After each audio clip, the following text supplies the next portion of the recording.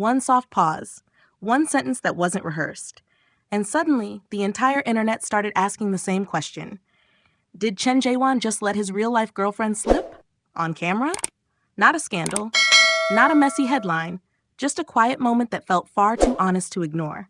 Stay with me, because what happened next is exactly why fans are calling this his most human interview yet. It begins in the most ordinary way. A familiar set, a familiar tone, the kind of interview designed to feel light and harmless. That is precisely why the shift lands so strongly. When something unexpected happens in a carefully managed space, audiences sense it immediately. Chen Zheyuan is not presented as reckless or attention-seeking here. Quite the opposite. He is framed as someone disciplined, private, and practiced at giving the right answer. Then the classic question arrives, how is your love life?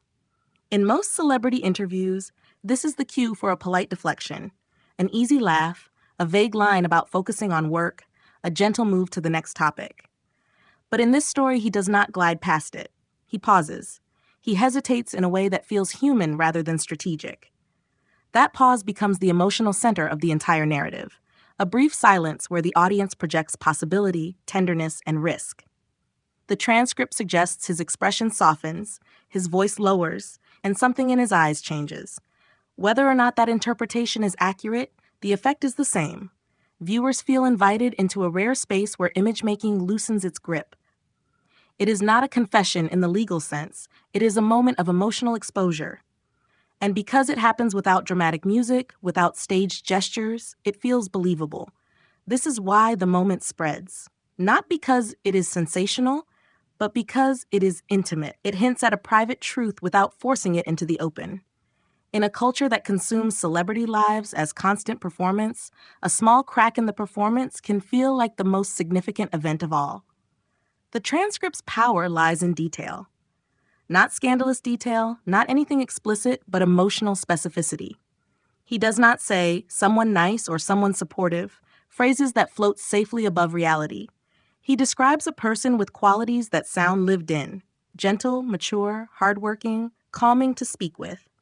Then he mentions her eyes, an unusually intimate focus, because eyes are not a resume item. They are something you notice when you have looked for a long time. This is why people respond so strongly. Specificity creates a sense of authenticity. In storytelling, the difference between a manufactured line and a real memory often sits in one small, unnecessary detail. The audience reads those details as evidence of a private attachment, not because they prove anything, but because they carry emotional weight. They feel like a person being remembered rather than a statement being delivered. At the same time, this specificity creates a dilemma for the viewer. It feels sincere, yet it is still incomplete. He does not name anyone. He does not confirm a relationship. He offers a portrait without a label. That ambiguity is not a flaw. It is the engine. It gives the audience a shape to hold on to while leaving enough space for interpretation. There is also a softer reason this resonates. It frames love in a way that many people crave. Not fireworks, not chaos, calm. In an industry associated with constant noise and pressure, the idea that someone brings him peace becomes a quietly inspiring theme. Viewers may not be chasing gossip as much as they are chasing meaning. The hope that behind the spotlight, there is something steady, safe, and real. What happens next in the transcript is less about the truth of any relationship and more about how modern audiences behave when they sense a mystery. The reaction is described as immediate, widespread, and collaborative. People do not merely consume the story, they join it.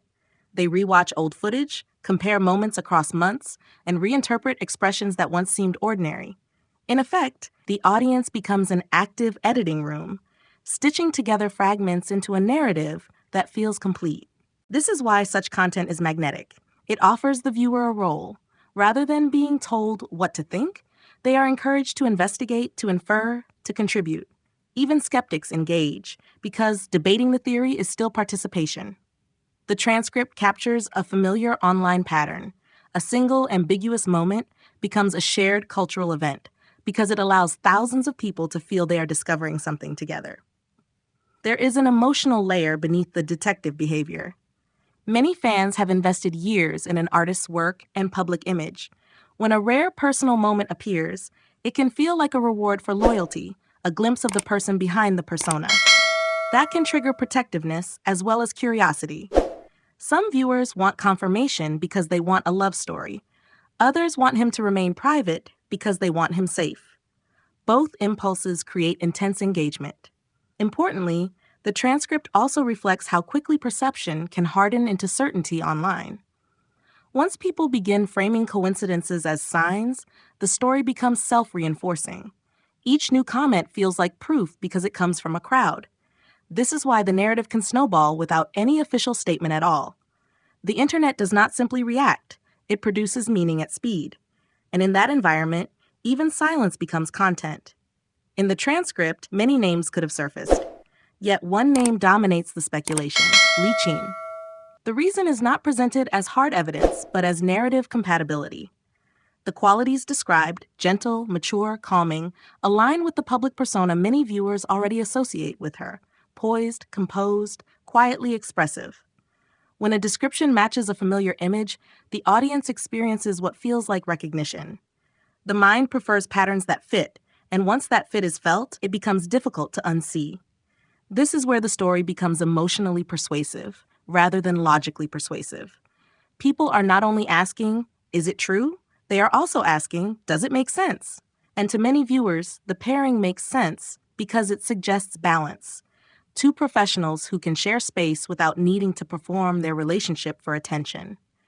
In a media landscape saturated with loudness, a calm pairing feels aspirational. The transcript also hints at how fans reframe past moments. A glance becomes meaningful. A small smile becomes telling. An ordinary overlap in schedules becomes suspiciously perfect. This is not unique to these two figures. It is a general feature of celebrity culture. But when the audience already likes both individuals, the speculation takes on a warm tone rather than a cruel one. It becomes less about accusation and more about hope. However, there is an ethical line that responsible storytelling must acknowledge. Compatibility is not confirmation. The transcript itself operates in the realm of rumor and interpretation. That does not make it useless, it makes it delicate. The most sustainable way to handle this angle is to treat the name as the internet's leading theory, not as a declared fact. This keeps the narrative intriguing while protecting credibility. Ultimately, the name rises above others because it gives the story a face. Ambiguity draws attention, but specificity holds it. Once a name is attached, the rumor becomes a storyline people can follow, debate, and revisit. To deepen the narrative without recycling the same evidence, the most effective approach is to explore meaning rather than merely insisting on identification. One angle is the emotional cost of privacy. If someone truly matters to him, then protecting her is not secrecy for its own sake. It is care. Viewers often forget that private relationships in public industries come with collateral damage. Friends get scrutinized, colleagues get dragged into speculation, and innocent interactions become loaded. Framing privacy as a form of responsibility shifts the tone from gossip to empathy. A second angle is the idea of calm love as a personal choice. The transcript highlights words like gentle and calming. That allows you to discuss how maturity in relationships often looks boring from the outside. Fewer posts, fewer public gestures, fewer theatrics. Yet for many adults watching, that is exactly the kind of love that feels real and desirable. It becomes a point of emotional connection with the audience, especially viewers who are tired of dramatic narratives. A third angle is media literacy. How quickly the internet turns ambiguity into certainty. Without sounding preachy, you can invite the audience to notice the mechanics. A pause becomes a headline. Silence becomes a statement. Coincidence becomes a pattern. This makes your content feel smarter and more trustworthy while still entertaining. A fourth angle is the future of celebrity relationships. Audiences are changing. Many viewers now respect boundaries more than they did a decade ago.